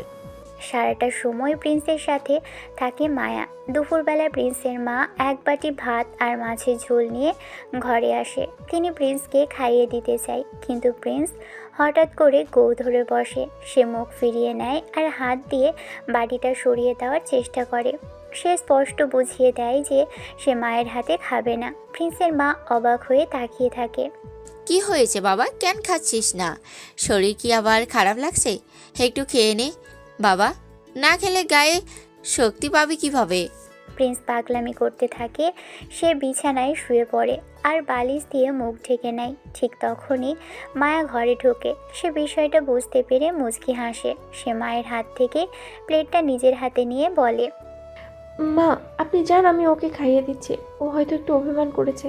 আপনি বিশ্রাম নিন, আমি সব সামলে নেব। মা চলে যেতেই মায়া প্রিন্সের পাশে বসে। সে বালিশটা সরিয়ে প্রিন্সের চিবুক ধরে নিজের দিকে ফেরায়। মায়ের চোখে এখন প্রশ্রয়ের হাসি। সে ভাতের নলা মেখে প্রিন্সের মুখের কাছে ধরে বলে, এই যে দুষ্টু ছেলে, কেন মাকে কষ্ট দিচ্ছ? এই নাও, লক্ষ্মী ছেলের মতো খেয়ে নাও। আমি নিজ হাতে মাখিয়েছি, দেখো অনেক স্বাদ হয়েছে। না খেলে কিন্তু আমি তোমার সাথে আড়ি দেব, তখন আর কোনো আদর পাবে না। প্রিন্স মায়ের দিকে এক মুহূর্ত তাকিয়ে থাকে, তারপর সুবোধ বালকের মতো মুখ খোলে। মায়া তাকে খাইয়ে দিতে থাকে। প্রিন্স যখন মায়ের হাত থেকে খাবার খায়, তখন তার মনে হয় এই খাবারের স্বাদ অন্য যে কোনো কিছু চেয়ে অনেক বেশি। মায়া খাওয়াতে খাওয়াতে অনবরত কথা বলে যায়। সে তার ছোটবেলার গল্প শোনায়। পিয়ালের সাথে প্রথম আলাপে সেই স্মৃতির কথা ভুলে গিয়ে এখনকার সুন্দর ভবিষ্যতের গল্প বলে। প্রিন্স কথা বলতে না পারলেও তার চোখের ভাষা বলছে যে সে মায়ের প্রেমে হাবুডুবু খাচ্ছে। কয়েকদিন এভাবেই কাটে। মায়ের সেবায় প্রিন্স দ্রুতই সুস্থ হতে শুরু করে। সে এখন একাই হাঁটতে পারে। তার প্লাস্টারগুলো খুলে ফেলা হয়েছে। একদিন সকালে মায়া গোসল করতে যায়। প্রিন্স তখন ঘরে একা। মায়া গোসল সেরে যখন ফিরে আসে, সে দেখে বিছানায় প্রিন্স নেই। মায়া অবাক হয়ে চারিদিকে তাকায়। ঘরের ভিতর প্রিন্স কোথাও নেই। প্রিন্স, প্রিন্স তুমি কোথায়? শুনতে পাচ্ছ? তুমি কি বারান্দায়? এ তো একটু আগে এখানে ছিলে, এখন কোথায় গেলে? মায়ের কণ্ঠস্বরে উদ্বেগ ফুটে ওঠে। সে ড্রয়িং রুমের দিকে যেতে চাইলে হঠাৎ কেউ একজন পিছন থেকে তার হাত ধরে। মায়া শিউরে ওঠে। সে বুঝতে পারে এই স্পর্শ কার। সে পিছন ফিরে দেখতে পায় প্রিন্স দাঁড়িয়ে আছে। প্রিন্সের মুখে হাসি। সে মায়াকে নিজের দিকে টেনে জড়িয়ে ধরতে চায়। মায়া অবাক হয়ে বলে, তুমি কখন উঠেছো? তুমি কি হাঁটতে পারছো? মানে তুমি তুমি একাই দাঁড়াতে পারছো? আমি তো ভাবতে পারিনি যে তুমি এত দ্রুত সুস্থ হয়ে যাবে। আজ থেকে পারছি মায়া। তোমার সেবা আর ভালোবাসা আমাকে শুধু সুস্থ করেনি, আমাকে নতুন করে বাঁচতে শিখিয়েছে। আমি চাইছিলাম তোমাকে সারপ্রাইজ দিতে। মায়া খুশিতে আত্মহারা হয়ে যায়। সে প্রিন্সের হাতটা শক্ত করে ধরল। তারপর প্রিন্সকে জড়িয়ে ধরতে যাবে, ঠিক তখনই বাড়ির নিচ থেকে প্রিন্সের মায়ের চিৎকার শোনা যায়। তিনি খুব জোরে জোরে চিৎকার করে মায়া আর প্রিন্সকে ডাকছে। প্রিন্স, মায়া, তোরা জলদি নিচে আয়, দেখ কি হয়েছে, জলদি আয় তোরা। ওরে প্রিন্সের বাবা, কোথায় তুমি? মায়া, প্রিন্স, তাড়াতাড়ি নিচে নাম। প্রিন্স আর মায়া দুজনের হাসি মুহূর্তেই মিলিয়ে যায়। তারা একে অপরের দিকে অবাক হয়ে তাকালো। প্রিন্স মায়ের হাত ধরে দ্রুত নিচে নামার জন্য পা বাড়ায়। মায়া মনে মনে ভাবে, আবার কি হলো? তুমি চলো আগে দেখি মা কেন রাখছে। বেশি কথা বলার সময় এখন নেই, চলো দ্রুত নিচে যাই। দুজনেই দ্রুত পায়ে সিঁড়ি দিয়ে নিচে নামতে শুরু করে। প্রিন্স আর মায়া ড্রয়িং রুমে পা রাখতেই তারা দুজনে পাথরের মতো থমকে দাঁড়ায়। ঘরের মাঝখানে ক্লান্ত বিধ্বস্ত অবস্থায় দাঁড়িয়ে আছে প্রিন্সের বড় ভাই পিয়াল, যে কিনা মায়ের এক্স হাজবেন্ড ছিল। 1.5 বছর পর পিয়ালকে এভাবে সশরীরে বাড়িতে দেখা যাবে তা কেউ কল্পনাও করেনি। প্রিন্সের মা পিয়ালের সামনে দাঁড়িয়ে ফুপিয়ে কাঁদছে। প্রিন্সের বাবা স্তব্ধ হয়ে বড় ছেলের দিকে তাকিয়ে আছে। সারা ঘরে এক অসম্ভব নীরবতা বিরাজ করছে। পিয়াল সামনে তাকিয়ে দেখতে পায় প্রিন্স আর মায়া একসাথে নিচে নামছে। মায়াকে দেখা মাত্রই পিয়ালের চোখের মনি স্থির হয়ে যায়। তার চোখে মুখে অপরাধ বোধ আর আকুলতা স্পষ্ট হয়ে ওঠে। পিয়ালের মা কাঁপা গলায় পিয়ালকে কাছে ডেকে বলল, পিয়াল, তুই তুই এতদিন পর ফিরে আসলি বাবা, কোথায় ছিলি তুই? কেন আমাদের এভাবে কাঁদালি? কেন আমাদের কথা না ভেবে তুই চলে গেছিলি? কেমন আছিস তুই বাবা, একবার বল। পিয়াল তার মায়ের প্রশ্নের কোনো উত্তর দেয় না। সে যেন কারো কথা শুনতেই পাচ্ছে না। তার পুরো মনোযোগ এখন সিঁড়ির গোড়ায় দাঁড়িয়ে থাকা মায়ের উপর। পিয়াল প্রায় ছুটে আসে মায়ের দিকে। মায়া কিছু বুঝে ওঠার আগেই পিয়াল তাকে শক্ত করে জড়িয়ে ধরল। 1.5 বছর আগের সেই মায়া আজও ঠিক একই রকম রূপবতী হয়ে এ বাড়িতেই আছে দেখে পিয়াল নিজেকে আর সামলাতে পারে না। মায়া কিং কর্তব্য বিমূঢ় হয়ে পিয়ালের বুকের মধ্যে আটকে থাকে। পিয়ালের কণ্ঠস্বর কান্নায় ভেঙে পড়ল। মায়া, তুমি এখনো এই বাড়িতে? আমি ভাবতেই পারিনি তুমি এখনো এই বাড়িতে থাকবে। আমি সত্যিই অনেক বড় ভুল করেছি মায়া। আমি তোমাকে ফেলে আরেকজনের সাথে গিয়েছিলাম। এটা আমার জীবনের সব থেকে বড় ভুল, কিন্তু এবার আর নয়। আমি আমার সব ভুল শুধরে নিতে চাই। কার সামনে গিয়ে মাথা নত করতে হবে বলো? আমি তোমার জন্য এখন সব করব। তোমার বাবার পা ধরবো, তবুও আর আর তোমাকে আমার থেকে আলাদা থাকতে দেব না। আমি তোমার সাথে থাকতে চাই। আমি তোমাকে খুব মিস করছি মায়া। মায়া পিয়ালের স্পর্শে আড়ষ্ট হয়ে যায়। সে পিয়ালের বুক থেকে নিজেকে ছাড়ানোর চেষ্টা করে, কিন্তু পিয়াল তাকে শক্ত করে আঁকড়ে ধরে রেখেছে। পিয়াল আবার বলে, আমি ভুল মানুষের সাথে চলে গিয়েছিলাম মায়া। যে মানুষটা আমাকে 2 মাসে কত সহজে বুঝে ফেলেছিল, সেই মানুষটাকে রেখে আমি একটা খারাপ মেয়ের কাছে কিভাবে গিয়েছিলাম। আমার আসলে কোনো ক্ষমা নেই। সেই মেয়েটা আমাকে অনেক আগে ছেড়ে চলে গেছে। আমি কিভাবে তোমাদের সামনে আসব? ভাবতে ভাবতে 1.5 বছর পার হয়ে গেল। আমাকে ক্ষমা করে দাও মায়া।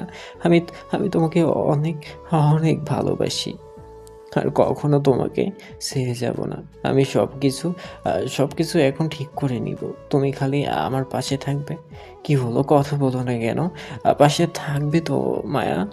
পিয়াল এক নাগাড়ে কথাগুলো বলে থামে। সে মায়ার মুখটা দুহাতে আগলে ধরার চেষ্টা করে। মায়ের চোখের পানি অনবরত গড়িয়ে পড়ছে। এই পানি পিয়ালের ফিরে আসার আনন্দের নয়, বরং এক চরম অস্থিরতা আর আতঙ্কের পানি। প্রিন্স কয়েক পা পিছিয়ে যায়। তার চোখের সামনে নিজের বড় ভাই তার নিজের স্ত্রীকে জড়িয়ে ধরে ভালোবাসার কথা বলছে। প্রিন্সের মনে হচ্ছে তার পায়ের তলার মাটি ফুঁড়ে সে পাতালে চলে যাচ্ছে। মায়া কোনো মতেই নিজেকে কিছুটা সামলে নিয়ে জড়তা গলায় বলতে লাগলো, দেখুন, আপনি এখন আর আমার জন্য। পিয়াল মায়াকে কথা শেষ করতে দেয় না। সে মায়ের মুখে আঙুল দিয়ে তাকে থামিয়ে দিল। পিয়ালের চোখে এখন এক ধরনের উন্মাদনা, সে যেন আর কিছুই শুনতে চায় না। বুঝেছি মায়া, তোমার অনেক রাগ, অনেক অভিমান আমার প্রতি তোমার ঘৃণাও কাজ করবে জানি। আচ্ছা ঠিক আছে, রুমে চলো। রাগ, অভিমান, খারাপ লাগা সব কিছু আমার উপরে ঝাড়বে, এটা তো স্বাভাবিক। দরকার হলে আমি তোমার পা ধরবো, তবুও যেন বলো না আর তুমি আমাকে চাও না। হ্যাঁ, আমি ভুল করেছি, তার জন্য তুমি যা শাস্তি দিবে আমি মাথা পেতে নেব। তুমি তুমি যা যা বলবে আমি তাই করব। তোমাকে সামান্যতম কষ্ট করতে হবে না। তুমি শুধু আমার হয়ে থাকো এখন। আমি যেহেতু ভুল করেছি, তাই সেই ভুলের ক্ষমা আমি তোমার কাছ থেকেই পেতে চাই। প্রিন্স চুপ করে দাঁড়িয়ে তার বড় ভাই আর নিজের বউকে দেখতে থাকে। আবার মায়াকে জড়িয়ে ধরে পিয়াল। মায়া পিয়ালের বাহুবন্ধন থেকে নিজেকে মুক্ত করার সুযোগ পায় না। পিয়াল তাকে এতটাই শক্ত করে জড়িয়ে ধরে রাখে যে মায়ের দম বন্ধ হওয়ার উপক্রম হচ্ছে। প্রিন্সের মা এগিয়ে এসে পিয়ালকে বাধা দেওয়ার চেষ্টা করে। পিয়াল ছাড় ওকে, তুই কি করছিস? ছাড় মায়াকে, ওকে এভাবে বিরক্ত করিস না। কেন বিরক্ত করছো মা? দেখছো না জামাই বউ কথা বলছি, ও আমার উপরে রেগে আছে তাই চুপ করে আছে। মায়া চলো তো রুমে, আমি তোমাকে সব বলছি। তারপর তুমি আমাকে যা শাস্তি দিবে তাই মেনে নিব। আমি তোমার গোলাম হয়ে থাকবো সারা জীবন। পিয়াল এক প্রকার জোর করেই মায়ের হাত ধরে সিঁড়ির দিকে এগোতে থাকে। প্রিন্স আর সেখানে দাঁড়িয়ে থাকার শক্তি পায় না। তার বুকটা হাহাকার করে ওঠে। সে কারো দিকে না তাকিয়ে দ্রুত বড় বড় পা ফেলে বাড়ি থেকে বের হয়ে যায়। মায়া একবার প্রিন্সকে ডাকার চেষ্টা করে। প্রিন্স, প্রিন্স শোনো, যেও না তুমি। প্রিন্সকে কেন ডাকছো? ও তো ছোট, ও বাইরে যাচ্ছে, যাক। তুমি তুমি তুমি চলো আমার সাথে। তোমাকে আর এক মুহূর্ত আমি চোখের আড়াল করব না। তোমাকে আর কষ্ট দেব না মায়া। পিয়াল মায়াকে নিয়ে উপরের ঘরে চলে যায়, যে ঘরটাতে এক সময় মায়াকে বিয়ে করে পিয়াল এনেছিল। সেই ঘরটাতেই পিয়াল মায়াকে নিয়ে এসেছে। রুমে ঢুকেই পিয়াল মুগ্ধ হয়ে চারপাশটা দেখে। রুমটা কত পরিপাটি, কত সুন্দর করে গোছানো। পিয়াল আবারও মায়াকে জড়িয়ে ধরতে চায়। মায়া এক ঝটকায় পিয়ালকে সরিয়ে দিল। তাই চোখে মুখে রাগ জমেছে। সে বারবার পিয়ালকে বলতে চায় যে পিয়াল এখন আর তার স্বামী নয়, পিয়াল তার ভাসুর, সে এখন প্রিন্সের স্ত্রী। কিন্তু পিয়াল কোনো কথা শোনার আগেই মায়ের হাত ধরে বিছানায় বসাতে চাইল। মায়া কথা বলতে গেলেই পিয়াল তাকে থামিয়ে দিয়ে নিজের অপরাধ বোধের কাহিনী শোনাতে থাকে। ওদিকে প্রিন্স বাড়ির বাইরে রাস্তায় এসে দাঁড়িয়েছে। তার দু চোখ দিয়ে অঝোর ধারায় পানি পড়ছে। সে ডুকরে কেঁদে ওঠে। আজ থেকে মাত্র কয়েক ঘন্টা আগেই সে মায়াকে জড়িয়ে ধরতে চেয়েছিল, বলতে চেয়েছিল, মায়া তোমাকে আর ভাবি নয়, বউ হিসেবেই দেখি, ভালোবাসি। কিন্তু সে আর হলো কই? মায়ের সেবায় সে সুস্থ হয়েছে। মায়াকে সে নিজের অজান্তেই ভালোবেসে ফেলেছে। আর এখন সে মায়া কি আবারও তার ভাবি হতে যাচ্ছে? পিয়াল ভাই ফিরে আসায় কি সব কিছু আগের মতো হয়ে যাবে? প্রিন্সের বুকটা যন্ত্রণায় কাঁপতে থাকে। সে বুঝতে পারছে না সে কার বিরুদ্ধে লড়াই করবে, নিজের ভাইয়ের বিরুদ্ধে নাকি নিজের ভাগ্যের বিরুদ্ধে। বাড়ির ভিতরে প্রিন্সের মা মায়াকে এক সুযোগে আড়ালে ডেকে নিল।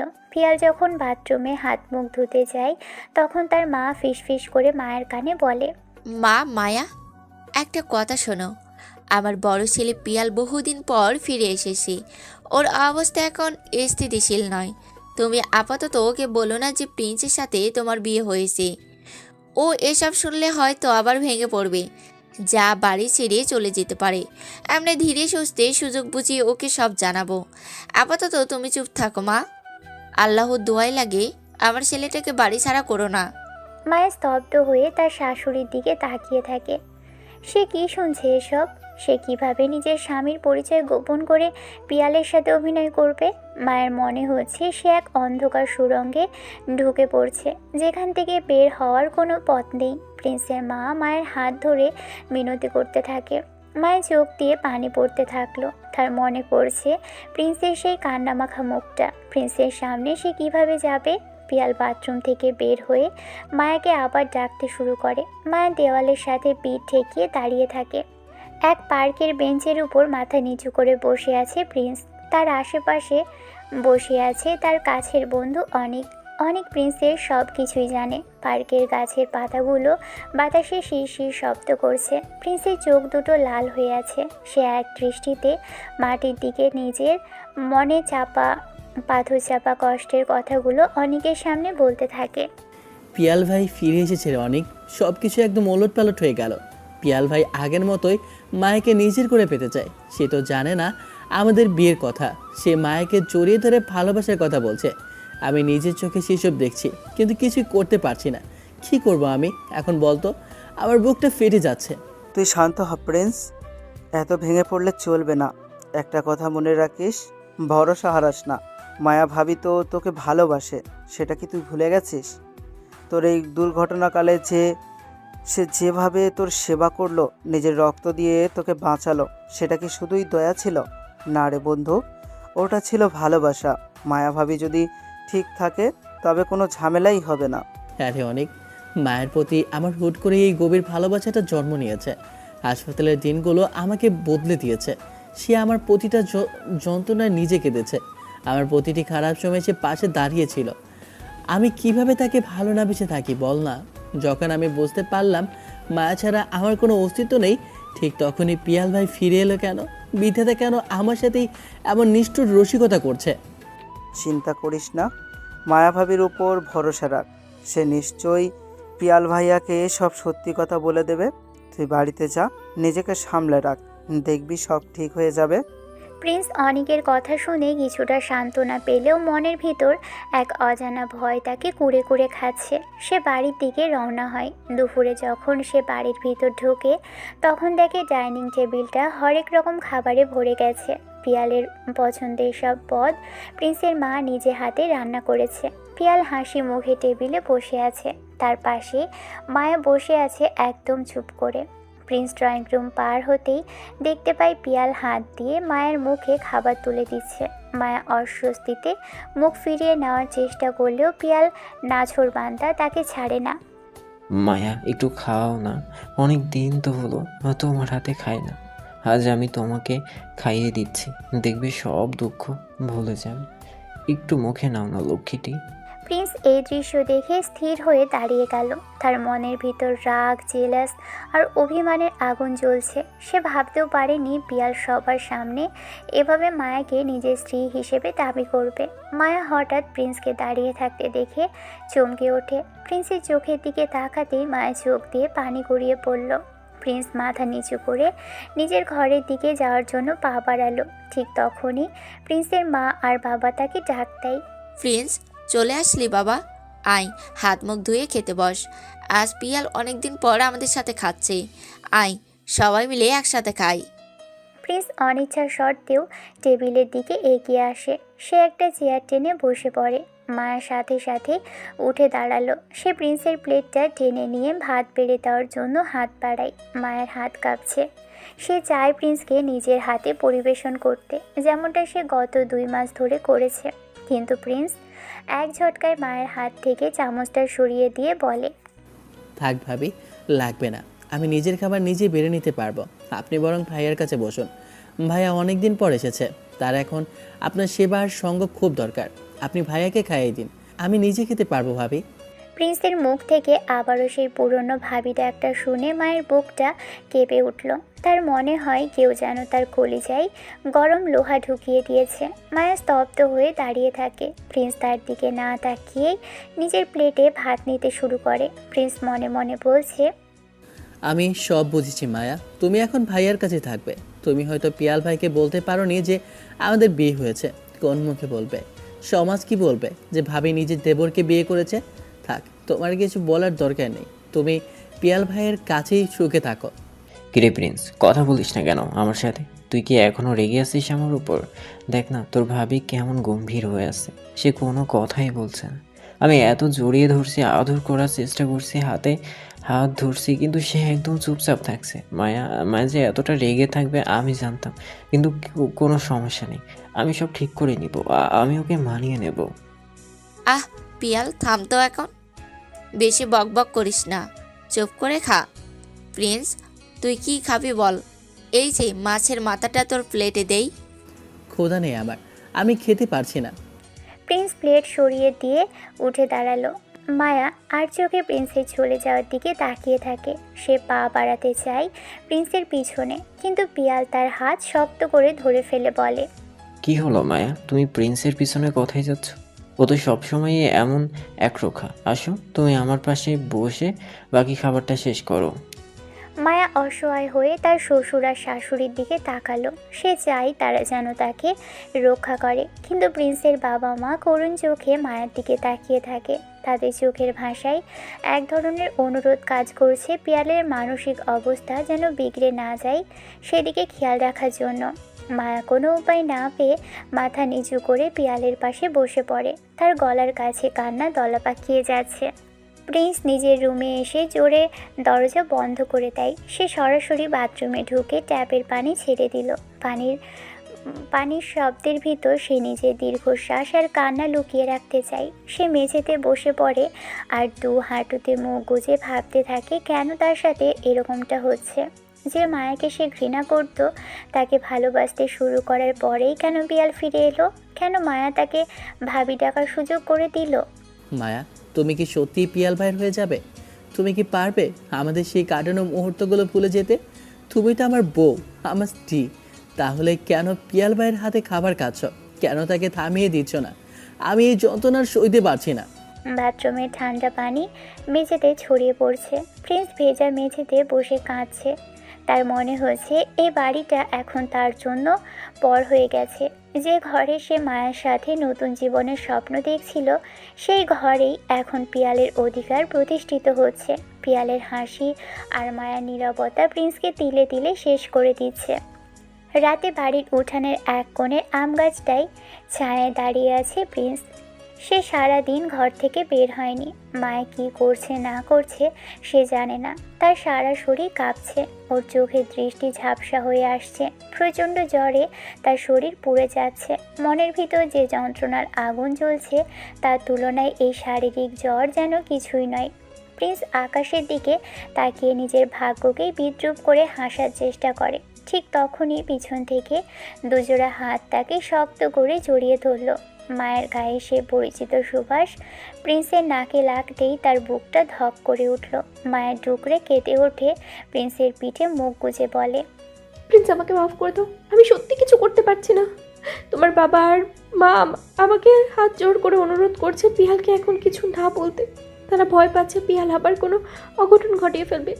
প্লিজ আমাকে ভুল বোঝো না প্রিন্স, আমি শুধু তোমার অপেক্ষায় ছিলাম। প্রিন্স এক ঝটকায় মায়ের হাতগুলো নিজের শরীর থেকে ছাড়িয়ে নিল। সে ঘুরে দাঁড়ায়। লাল হয়ে যাওয়া চোখ দুটো দিয়ে সে মায়ের দিকে তাকালো, তারপর বলে, ভুল বুঝবো না। আপনি আমাকে আর কি বোঝাতে চান ভাবি? আপনি যখন পিয়াল ভাইয়ের হাতের খাবার খাচ্ছেন তখন কি একবারও আমার কথা মনে পড়েনি? সারাদিন তো তার রুমেই ছিলেন মনে হয়। আপনি যখন তার পাশে বসে হাসছিলেন তখন কি আপনার মনে হয়নি যে আপনি আমার বিবাহিত স্ত্রী? আপনি তো দারুণ অভিনয় করতে পারেন। ওটা অভিনয় ছিল না প্রিন্স, ওটা ছিল অসহায়ত্ব। পিয়াল ফিরে এসেছে বলেই কি আমাদের সব শেষ হয়ে গেল? আমি তোমাকে ভালোবাসি প্রিন্স, তুমি কেন এটা বুঝতে চাইছো না? ভালোবাসার কথা আর বলবেন না। আপনার ভালোবাসা এখন ভাইয়ার জন্য তোলা থাক। যান, ভাইয়ার কাছে যান। আমার কাছে কেন আসেন বারবার? আমি একা থাকতে পারি। কারো করোনা মাখানো ভালোবাসা আমার প্রয়োজন নেই। আমি বুঝতে পারছি ভুলটা আসলে আমারই। পিয়াল ভাইয়ের সাথে হয়তো আপনার আইনি ডিভোর্সও হয়নি। আমি মাঝখানে এসে সব নষ্ট করে দিয়েছি। আমি চলে যাব এই বাড়ি থেকে।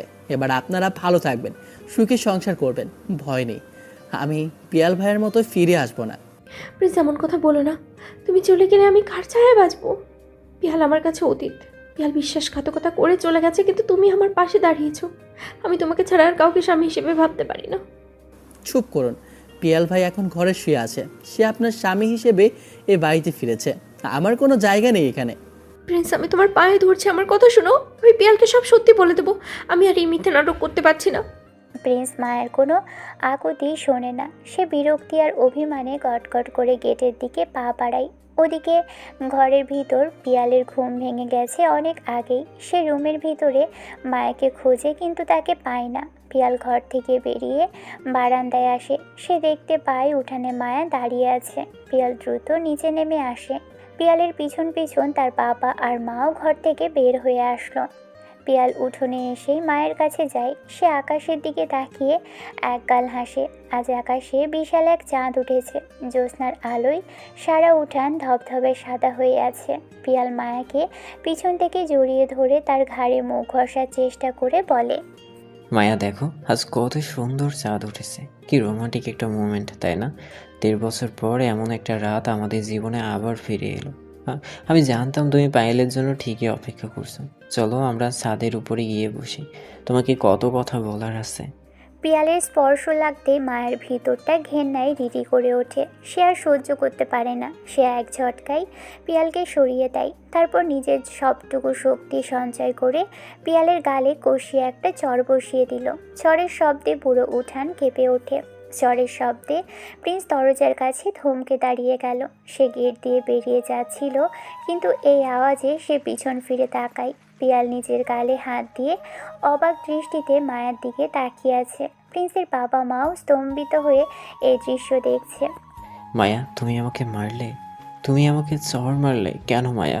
হ্যাঁ মারছি। আপনাকে মারার কারণ আমার আছে। আপনি কি ভেবেছেন আপনি 1.5 বছর পর ফিরে আসবেন আর আমি আপনার পায়ে লুটিয়ে পড়বো? আপনার কি কোনো লজ্জা নেই?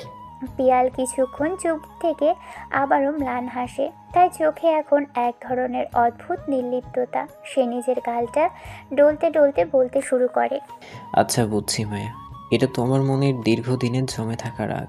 তোমার এই মারাটা একদম স্বাভাবিক। আমি সত্যিই অপরাধী। আমার প্রতিটি কাজের জন্য আমি এই চড় খাওয়ার যোগ্য। আমার উপরে যত রাগ আছে সব শেষ করো আমাকে মেরে। আমি তো মার খাওয়ারই যোগ্য। নতুন বউকে বাসর ঘরে ফেলে রেখে কোনো মানুষ অন্য মেয়ের সাথে চলে যায়? আমি তো মানুষই নই, আমি পশু। মারো আমাকে মায়া, আরও মারো। পিয়াল নিজের মাথাটা মায়ের দিকে এগিয়ে দেয়। সে চায় মায়া তাকে আরও মারুক। পিয়ালের বাবা আর মা একে অপরের দিকে তাকিয়ে থাকে। তাদের মুখে কোনো কথা নেই। পিয়াল এক নাগাড়ে কথা বলে যাচ্ছে। আমি তো ভেবেছিলাম তুমি আমাকে দেখলে বাড়িতে ঢুকতে দিবে না, কিন্তু তুমি তো আমাকে এ বাড়িতে থাকতে দিয়েছো। এটাই আমার কাছে অনেক বড় পাওয়া।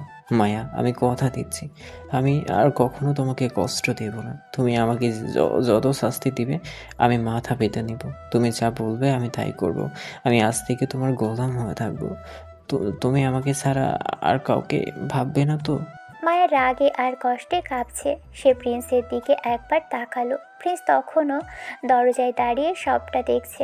মায়ের মনে হয়েছে সে এখন পিয়ালকে সব সত্যি বলে দিতে চায়, কিন্তু পিয়াল তাকে কথা বলার সুযোগই দিচ্ছে না। পিয়াল নিজের মতো করে একের পর এক প্রলাপ বকে যাচ্ছে। আজ থেকেই চাঁদের আলো আমাদের সাক্ষী। আমি পায়েল তোমার পায়ে সমর্পণ করলাম নিজেকে। তুমি আমাকে ক্ষমা করে দাও মায়া। আমি জানি আমি খারাপ, কিন্তু আমি এখন শুধরে যেতে চাই।